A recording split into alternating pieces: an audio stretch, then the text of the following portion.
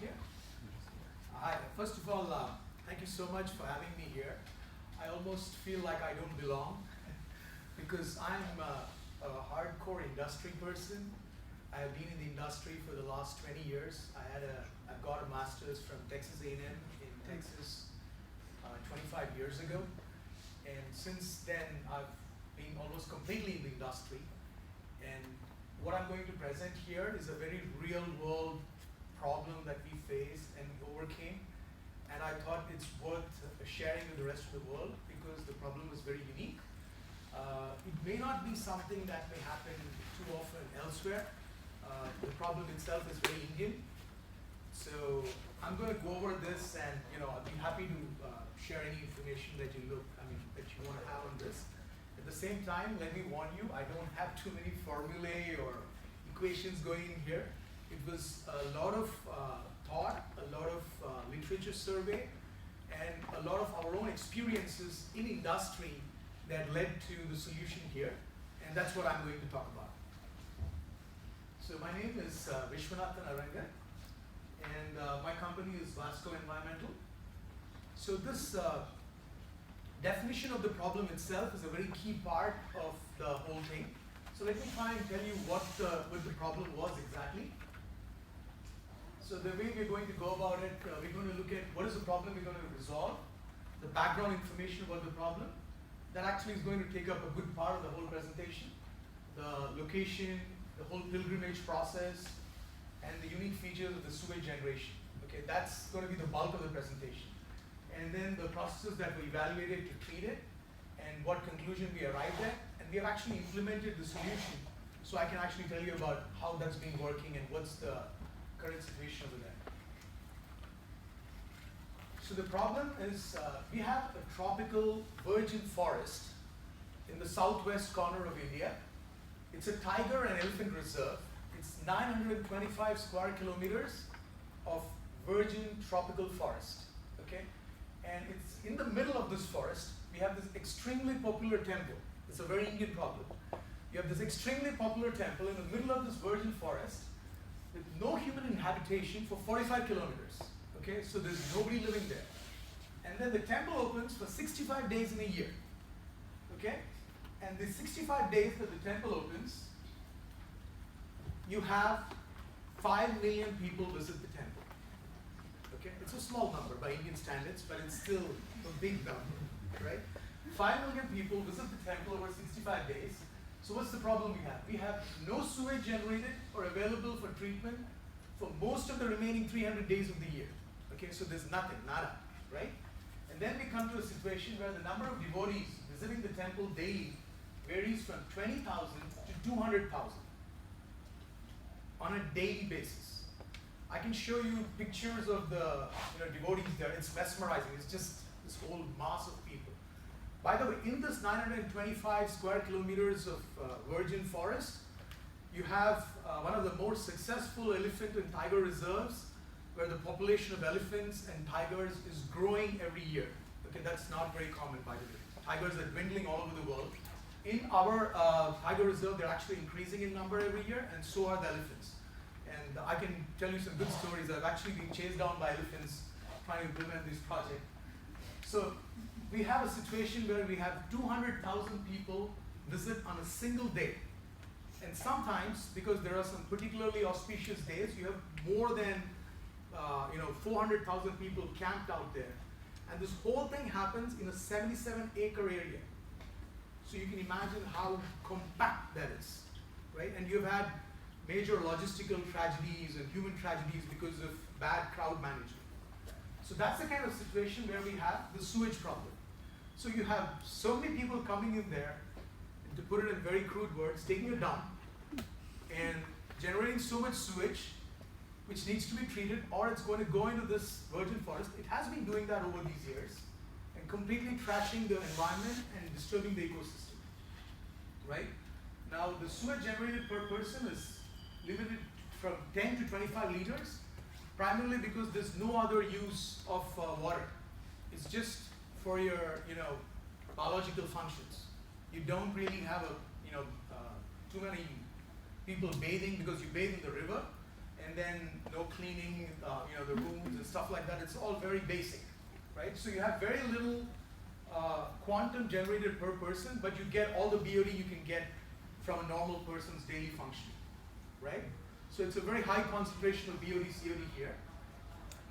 And this tropical forest is also very interesting. It's called the Periyar Tiger Reserve, PTR for short. So PTR is in the Western Ghats of India. It's a very uniquely fragile ecological system. It's got hundreds of flowering plants, 200 plus species of grass, 140 species of orchids. It has got 30 species of mammals, some of which are in the endangered list, global endangered list. So you've got this very fragile ecosystem in which you have 5 million people coming and doing their devotional thing and leaving, right? So this temple is known as the Temple of Lord Ayyappa. Now, another very interesting aspect about this temple, it's not like a typical religious place. It's not just a place you go, you worship, you come back. People follow a 41-day process to go to this temple. That's what's ordained to be done, right? So for that, that in itself creates a larger sense of devotion. So you have these people who go for 41 days, who are celibate, vegetarian, forsaking luxuries. So I'm trying to say all this because that brings in a level of intensity in the whole devotional aspect. And this intensity translates to just, trying to spend as much time there at the temple once you're there. And the temple itself is not accessible by road. You actually get to a certain point and you have to walk the remaining 5 kilometers, which is a strong uphill trek, which is another very interesting thing because we built the sewage treatment plant there without any road access. So people stay for a span of 8 to 12 hours. So each individual generates about 15 to 20 liters of sewage on average. So when you say 200,000 people, multiply that by 20, 25 liters and you have your maximum quantity. But remember, there are spillovers from the previous day also. It's not just the 200,000 who came that day. You may have at times 400,000 people there.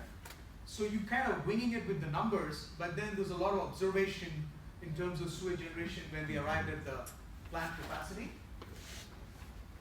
So another interesting thing is part of the devotional process, people break coconuts.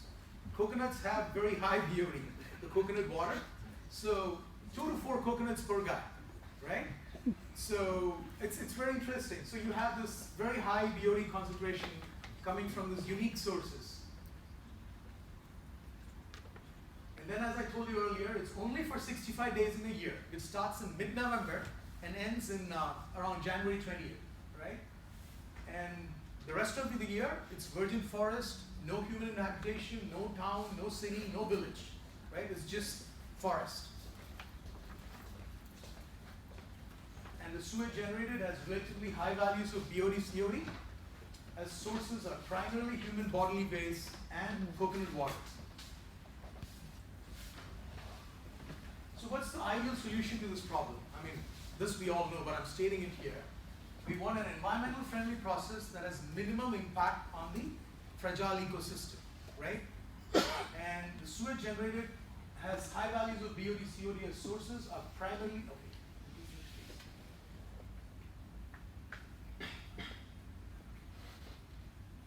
So the ideal solution is the treatment process should start up and stabilize in the shortest possible time. Typical biological sewage treatment process takes a couple of months to stabilize. And here, if you take a couple of months to stabilize, it's over. There's no more sewage after that. By the time you're stabilized, you're done. So how do you actually solve this? So the treatment process should also be able to handle very high variation in quantity on a daily basis, right? It varies from 50,000 at the very beginning to 5 million liters towards the end of the season when it peaks, right?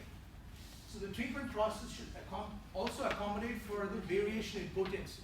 It starts off with BODs in the regular municipal domestic sewage area, around 200, 250, 300 BOD, but it goes up right up to 1,000 towards the end. So these are the technologies we evaluated. One is the first easy quick fix was the chemical treatment, where you do flocculation, coagulation, and this was actually implemented in another place downhill of this place 18 years ago. And from that experience, we actually knew we're not really solving a problem, but creating new ones. So the other technologies were the ones that we looked at mainly, but we'll talk about the first one too. Aerobic treatment, and this short list is after looking at like a whole slew of technologies, right? So this short list was where we went into more depth and evaluated in more thoroughly to figure out which one works best. We looked at extended aeration. Actually, all three are variations of extended aeration. Then the moving bed biofilm reactor and the sequencing batch reactor for the aeration processes. And for the anaerobic processes, we looked at the upflow anaerobic sludge blanket reactor. So these were the processes we looked at. And then we also looked at a combination of technologies to see which one works most effectively in this extremely unique situation. So the chemical treatment, like I said earlier, was adopted at the foothill. And in this process, ferric chloride, lime, and alum are added to raw sewage, and immediately it forms a